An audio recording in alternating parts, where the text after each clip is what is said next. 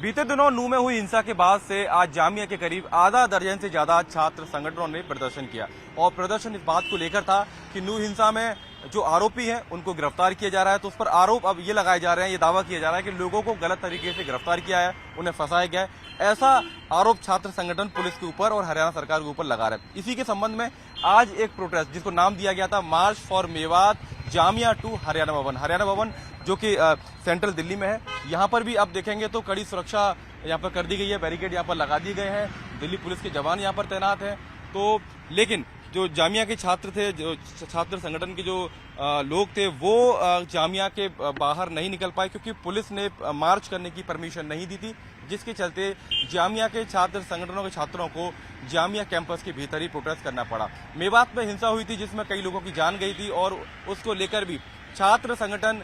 ये आरोप लगा रहे हैं कि जो कार्रवाई की जा रही है वो धर्म विशेष के लोगों को टारगेट किया जा रहा है। और इसके साथ साथ उनकी मांग ये भी है कि मोनू मानेसर, जिसका नाम इस पूरे प्रकरण में लगातार आया है, मेवात हिंसा में आया है, उसके खिलाफ भी कार्रवाई की जाए, उसको गिरफ्तार किया जाए। तो ये तमाम मांगे थी छात्र संगठनों की। आयसा, AISF, SIO, तमाम करीब आधा दर्जन से ज्यादा छात्र संगठन थे जो जामिया के पास इकट्ठे हुए गेट नंबर 7 पर, और उनकी मंशा ये थी कि मार्च निकाला जाए जामिया कैंपस से लेकर हरियाणा भवन तक। लेकिन दिल्ली पुलिस ने उनके मार्च को परमिशन नहीं दी थी, तो जिस वजह से ये प्रोटेस्ट सड़क पर नहीं हो पाया और छात्रों को कैंपस में ही रहना पड़ा। जो तस्वीर हम आपको दिखा रहे हैं उनसे आप समझ सकते हैं कि किस तरीके से जामिया कैंपस के भीतर छात्रों ने नारेबाजी की, और आप इससे अंदाजा लगाइए कि कितना बड़ा प्रोटेस्ट करने की कोशिश जामिया के छात्र संगठनों की थी। लेकिन फिलहाल जहां पर मैं मौजूद हूं वहां पर मैं आपको तस्वीरें दिखाऊंगा तो यहाँ पर भी दिल्ली पुलिस के जवान अभी भी तैनात हैं, दिल्ली पुलिस के वाहन यहाँ पर तैनात है, लेकिन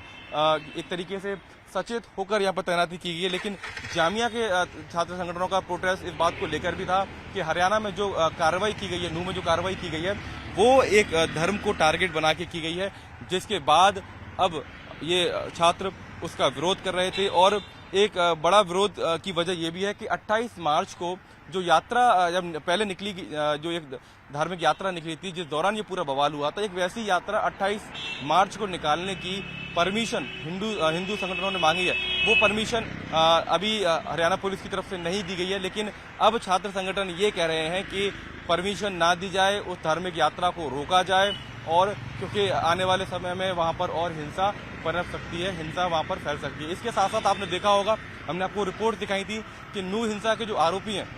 उनका जो अतिक्रमण था, जो गैर कानूनी तरीके से जो उन्होंने दुकानें बनाई हुई थी, घर बनाए गए थे, या वो बिल्डिंग है जिनके ऊपर से पत्थरबाजी हुई थी, उनको धराशायी कर दिया था। अब ये छात्र संगठन ये कह रहे हैं कि जिन बिल्डिंगों को गिराया गया है, जो कानूनी तरीके से बनी है, उन पर कार्रवाई हुई है, उन बिल्डिंगों को फिर से सरकार बनाने में मदद करे। ये तमाम मांगे हैं जो छात्र संगठन कर रहे थे, और इन्हीं मांगों को लेकर एक मार्च बुलाया गया, मेवात